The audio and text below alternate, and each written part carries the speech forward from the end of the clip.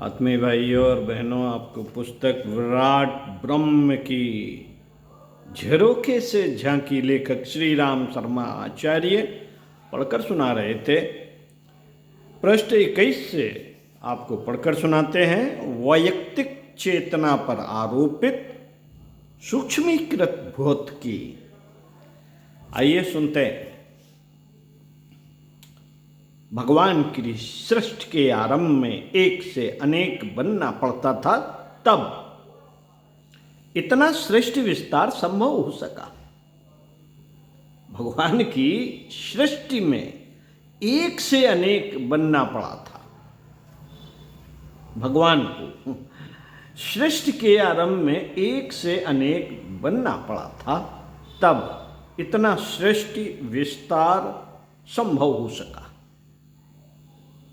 विश्व में महान परिवर्तन करने वालों को भी अपने सहयोगियों की संख्या बढ़ाकर यही करना पड़ा है। ऋषि कल्प व्यक्तियों को अपनी निज की क्षमता को ही कई खंडों में विभाजित करके कई गुना करना पड़ता है। सभी जानते हैं कि चीरने, कूटने, तोड़ने, पीसने की प्रक्रिया के द्वारा एक वस्तु के कई टुकड़े हो जाते हैं। आमतौर से इस कूट पीस के द्वारा प्रत्येक टुकड़ा कमजोर पड़ता जाता है, किंतु अपवाद के रूप में कई बार अधिक सशक्त भी होता है। मिट्टी का ढेला एक होता है। मिट्टी का ढेला एक होता है, पर यदि उसके अणु परमाणुओं को विखंडित करता चला जाए तो अंततः भयंकर ऊर्जा विस्फोट होता है। छोटा कण बड़े टुकड़ों की तुलना में कहीं अधिक शक्तिशाली होता है। सभी जानते हैं साथियों, सभी जानते हैं कि पदार्थ की सूक्ष्म इकाई अणु है, जो स्वतंत्र अस्तित्व रखती है एवं उसमें पदार्थ के सभी गुण विद्यमान होते हैं। सभी अणुओं की सूक्ष्मता का स्पष्ट अनुमान अभी तक नहीं हो पाया है। अलग अलग पदार्थों के अणु अलग अलग आकार के होते हैं। किसी पदार्थ का अणु 1 इंच के अरबवें भाग का हो सकता है, तो किसी का इंच के 10 लाख में भाग के बराबर। यह तो पदार्थ की बात हुई। द्रव्य रूप में पोटेंसी बढ़ने से इन सूक्ष्म अणुओं की संख्या व सामर्थ्य और बढ़ जाती है। इसका प्रतिपादन होम्योपैथी के विद्वानों ने किया है एवं प्रयोग परीक्षणों के द्वारा उसे सिद्ध भी कर दिया है। द्रव्य से विरल एवं विराट रूप वाला स्वरूप गैस का है। हमारे चारों ओर स्थित अदृश्य हवा का जो जखीरा है, उसके 1 घन इंच में लगभग 5000 संख्य अणु विद्यमान है। पदार्थ जितना सूक्ष्म होता चला जाता है, इन अणुओं की संख्या भी उतनी ही बढ़ जाती है एवं उष्मा ऊर्जा के कारण उसकी गति में अभिवृद्धि हो जाती है। गैस के रूप में अणुओं की गति और तेज हो जाती है। चूंकि अणुओं का परस्पर आकर्षण बल उन्हें बांधे रहकर अपने स्थान पर रोके रहता है, इसलिए पदार्थ ठोस रूप में बना रहता है। ज्यों-ज्यों उष्मा से उन्हें विखंडित करने का प्रयास किया जाता है, गति तीव्र हो जाती है एवं आकर्षण बल कम। ठोस, द्रव, गैस, प्लाज्मा क्रमशः ये अवस्थाएं इस प्रक्रिया के कारण जन्म लेती हैं एवं पदार्थ को अति सूक्ष्म बना देती हैं। चेतना का स्वरूप इससे भिन्न है, लेकिन सूक्ष्मीकरण के प्रकरण में सूक्ष्मता के अनुपात में प्रखरता में अभिवृद्धि एवं सर्वव्यापकता का सिद्धांत उस पर और भी समग्र रूप में लागू होता है। मानवीय काया की सूक्ष्म संरचना भी कुछ ऐसी है कि अंतराल में प्रसुप्त उस बीज भंडार को विकसित किया जा सकने पर वह उसे अत्यंत सामर्थ्यवान बना देती है। मानव के अंतराल में 3 शरीर, 5 कोष एवं 60 चक्र इसी स्तर के हैं। इन्हें विकसित कर अंतः सत्ता को विराट बनाया जा सकता है। ये सभी एक ही शरीर के अंग अवयव होते हुए भी अपना अलग विशिष्ट अस्तित्व प्रदर्शित करने लगते हैं। साथियों, शरीर का जड़ पिंड मात्र नहीं, चेतन सत्ता का समुच्चय है, जिसे काया के कलेवर के रूप में ओढ़कर चलना पड़ता है। वैज्ञानिकों की स्थूल दृष्टि अभी तक प्रत्यक्ष को प्रमाण मानकर चलती रही है। इसी कारण चेतना के अस्तित्व को जानबूझकर नकारा जाता रहा। लेकिन जैसे जैसे भौतिकी भी सूक्ष्मीकरण की गहराइयों में प्रवेश करने लगी, चेतना के आयाम संबंधी कई नए क्षेत्र ऐसे प्रकाश में आने लगे जिन्हें स्वीकार करने के लिए उन्हें अब विवश होना पड़ रहा है। आइंस्टीन कहा करते थे, अनिश्चितता के सिद्धांत पर टिकी पार्टिकल फिजिक्स के आधार लूले लंगड़े हैं। ईश्वर कभी पासे नहीं फेंका करता। दुनिया एवं इसमें रहने वाले जीवधारियों का समुदाय भले ही ऊपर से कितना ही अवस्थित क्यों न लगे, अव्यवस्थित क्यों न लगे, उसके पीछे के सुलझी हुई चेतना है, उसके पीछे के सुलझी हुई चेतना है जो लीलामयी तो है, झक्की नहीं। अन्यान वैज्ञानिकों के विपरीत उन्होंने विचार तरंगों के आधार प्योर थॉट, यथार्थता को पकड़ने एवं तदनुसार सृष्टि की परिकल्पना करने को कहा था। वास्तव में सारे बलों के एकीकरण के सिद्धांत के माध्यम से विभिन्न प्रतिपादनों को प्रस्तुत कर अब वैज्ञानिकों के कदम सत्य की ओर बढ़ते दिखाई देते हैं। इस एकीकरण की दिशा में बढ़ता हर कदम क्रमशः भौतिकी के अविज्ञात आयामों को खोलने में तथा उसे आत्मिकी के समीप ला पाने में समर्थ हुआ है। आज से लगभग 50 वर्ष पूर्व अल्बर्ट आइंस्टीन ने देश स्पेस की परिकल्पना 2 बलों के एकीकरण के रूप में की थी। एक गुरुत्वीय ग्रेविटेशनल एवं दूसरा विद्युत चुंबकीय इलेक्ट्रोमैग्नेटिक। दोनों ही 4 मूल बलों में से 2 प्रमुख बल हैं। अन्य 2 बल हैं वीक फोर्स एवं स्ट्रांग फोर्स, जिनकी खोज बाद में हो पाई। आज वैज्ञानिक इन 4 बलों के एकीकरण के माध्यम से एक यूनिफाइड फील्ड की परिकल्पना भर करते हैं। लेकिन उस समय जबकि इनकी अत्यल्प जानकारी भर उपलब्ध थी, 4 डायमेंशनल कवर्ड स्पेस टाइम को प्रयोगों के माध्यम से आइंस्टीन जैसे दृष्टा वैज्ञानिक ने प्रमाणित कर दिखाया था। यह उनकी सूक्ष्म दृष्टि का परिचायक है कि गुरुत्व रूपी ज्यामितीय विचार एवं विद्युत चुंबकत्व रूपी देशकाल संरचना का एकीकरण उन्होंने उसी समय सोच लिया था।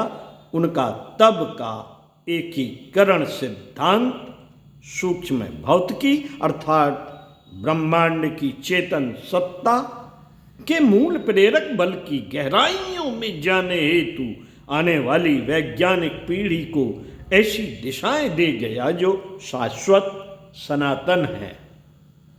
यही कारण है कि आज आइंस्टीन को विज्ञान जगत में वही स्थान प्राप्त है जो आर्य साहित्य में व्यास एवं साधना के क्षेत्र में पतंजलि एवं विश्वामित्र को।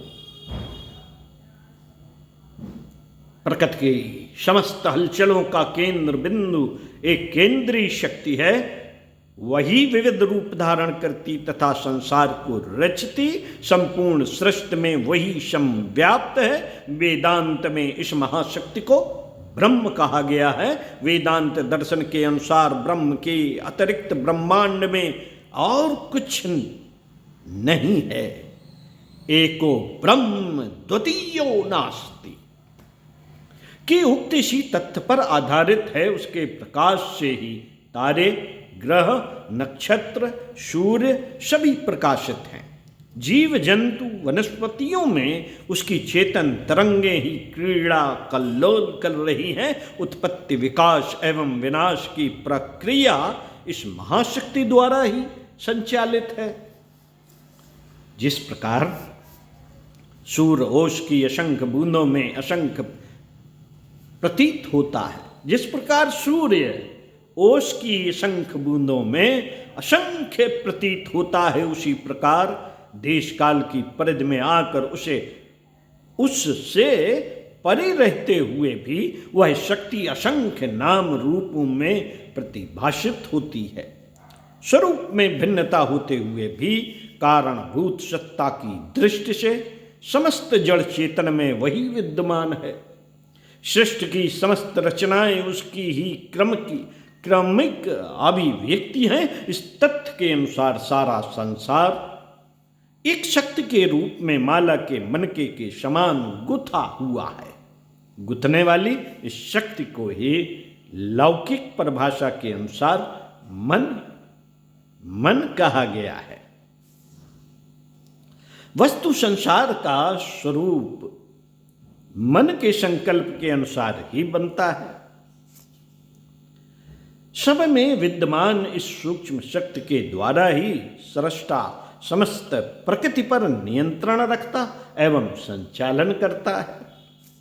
ब्रह्मांड की वास्तविक शक्ति सूक्ष्म में ही निहित है। ऊर्जा, प्रकाश, चुंबकत्व, गुरुत्वाकर्षण, विद्युत उसी के विविध रूप हैं। इन सब के समष्टिगत स्वरूप को ही ब्रह्म कहा गया है। आधुनिक विकासवाद की अवधारणा भी इस सिद्धांत पर ही अवलंबित है। जीव द्रव्य प्रोटोप्लाज्म से जीव की विकास प्रक्रिया में एक शक्ति के अनेक में रूपांतरित होने का ही तथ्य छिपा है। सापेक्षवाद के प्रवर्तक, भौतिक शास्त्र के मूर्धन्य वैज्ञानिक आइंस्टीन के अनुसार सर्वत्र ऊर्जा संव्याप्त है। समस्त पदार्थ ऊर्जा के ही स्थूल रूप हैं। ठोस, द्रव्य, गैस की विभिन्न अवस्थाएं ऊर्जा की क्रमशः स्थूल से सूक्ष्मतर स्थितियां हैं। ये अवस्थाएं परिवर्तनशील हैं। साथियों, ये अवस्थाएं परिवर्तनशील हैं, स्थूल से सूक्ष्म एवं सूक्ष्म से स्थूल में बदलती रहती हैं। इसे जीवन चक्र नाम ऊर्जा के रूपांतरण प्रक्रिया के कारण ही दिया गया है। ठोस रूप में दिखाई पड़ने वाला पदार्थ भी अत्यधिक विकिरण के प्रभाव से सूक्ष्मतर अवस्था में परिवर्तित हो जाता है। यह प्रकाश की गति प्राप्त कर ले तो पूर्णतया ऊर्जा में परिवर्तित हो जाएगा। इसका स्थूल स्वरूप अदृश्य हो जाएगा। ईशोपनिषद के प्रारंभ में कही जाने वाली ऋचा पूर्णमदः पूर्णमिदम्, वह पूर्ण है। वह यह भी पूर्ण है के माध्यम से ब्रह्मांड व्यापी व्यक्त एवं अव्यक्त सत्ता के उसी स्वरूप को प्रकाशित करती है, जिसे आइंस्टीन ने अपने सूत्रों में इस सदी के प्रारंभ में कहा था। वेदांत में भी तकनीकी भाषा का प्रयोग हुआ है एवं उपनिषदकार जब वह तथा यह इनकी पूर्णता का उद्घोष करता है तो वह परोक्ष सत्ता परब्रह्म के तात्पर्य में तथा यह एक ऐसी वस्तु की ओर संकेत करता है जो इंद्रिय गम्य है। यह मंत्र देश, काल और परिणाम की अभिव्यक्ति के प्रतीक इस व्यक्त जगत का बाधक है। इस प्रकार जहाँ तक परोक्ष जगत की सूक्ष्मीकृत संरचना एवं उसके विभिन्न आयामों के प्रकटीकरण का प्रश्न है, भारतीय चिंतन और आधुनिक वैज्ञानिक चिंतन दोनों एक मत हैं। दोनों इस प्रत्यक्ष जगत की विविधता के पीछे परोक्ष में निहित मूल एकता को मानते हैं, लेकिन न ही उपनिषद एवं न ही प्रत्यक्षवादी वैज्ञानिक बहिरंग से संतुष्ट होकर रह जाते हैं।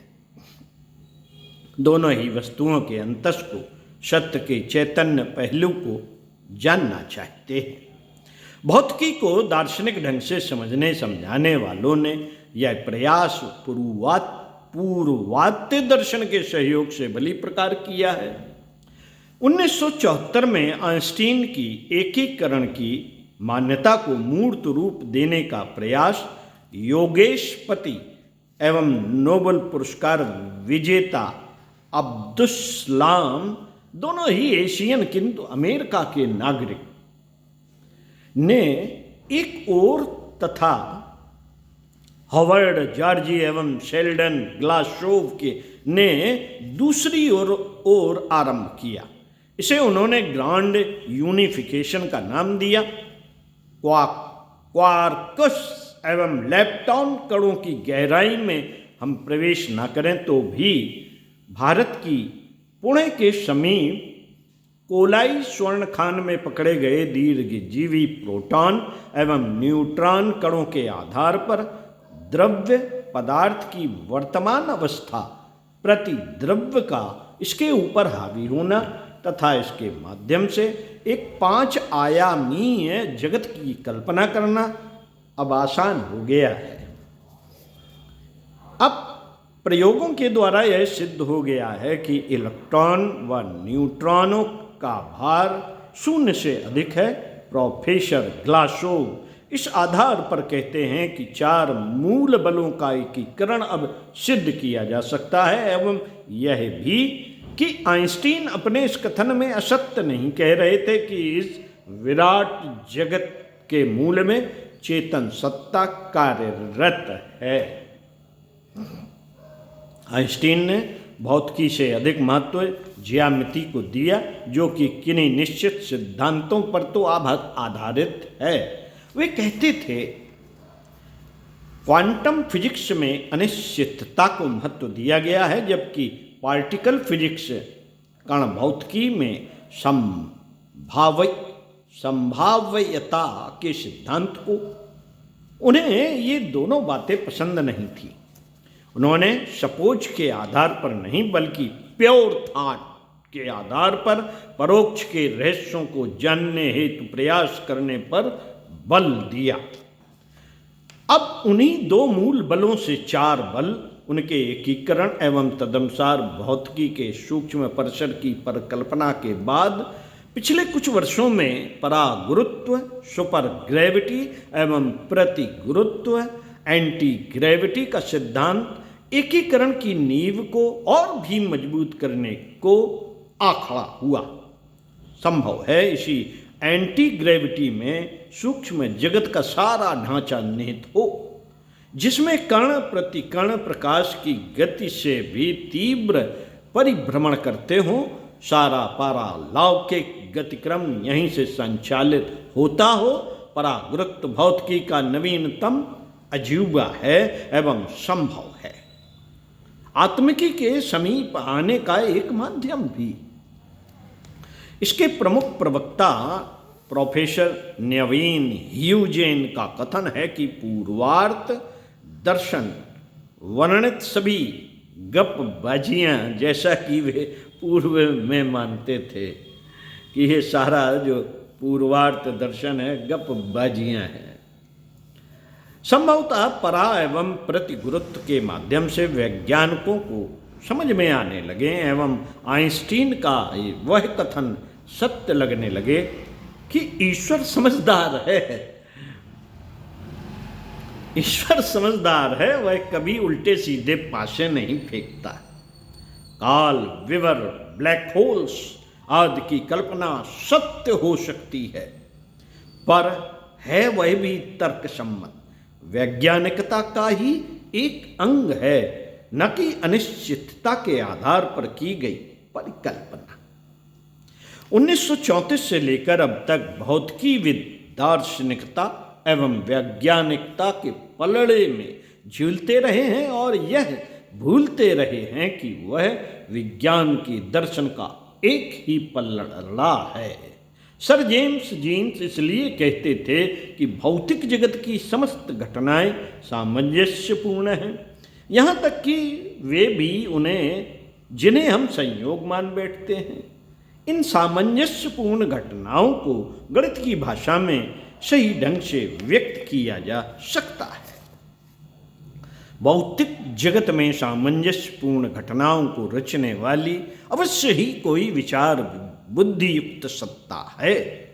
वह महान गणतज्ञ प्रतीत होती है, अतः उसे परमेश्वर कहना अति युक्तिपूर्ण नहीं है।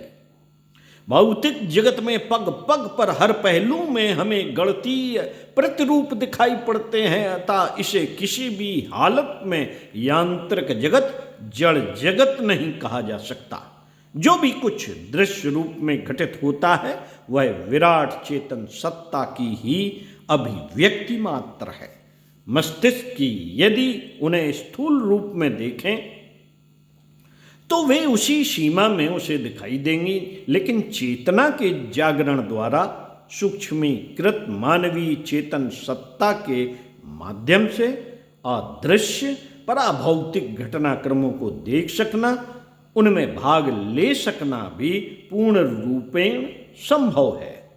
वस्तुतः मानवीय मन जो स्थूल मस्तिष्क का चेतन प्रतिबिंब है, अपनी जागृत की पराकाष्ठा की स्थिति में जड़ व चेतन भौतिक सत्ताओं का अंतर भूल कर सूक्ष्म जगत का ही एक अंग बन जाता है। पंडित श्री राम शर्मा आचार्य अगले वीडियो में आपको इसी पुस्तक से पढ़कर सुनाएंगे। पृष्ठ 30 से ब्राह्मी चेतना का विराट महासागर और हम उसके एक घटक। ओम शांति।